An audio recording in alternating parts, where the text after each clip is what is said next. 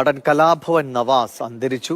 ചോറ്റാനിക്കരയിലെ hotel മുറിയിൽ അദ്ദേഹത്തെ മരിച്ച നിലയിൽ കണ്ടെത്തുകയായിരുന്നു എന്നാണ് വിവരം. സിനിമാ ഷൂട്ടിങ്ങിനായിട്ടാണ് കലാഭവൻ നവാസ് ചോറ്റാനിക്കരയിൽ എത്തിയത്.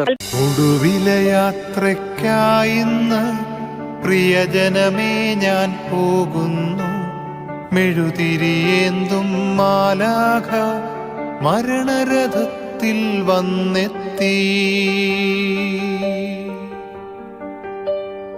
ഒടുവിലെ യാത്രയ്ക്കായിന്ന് പ്രിയജനമേ ഞാൻ പോകുന്നു, മെഴുതിരിയേന്തും മാലാഖ മരണരഥത്തിൽ വന്നെത്തി.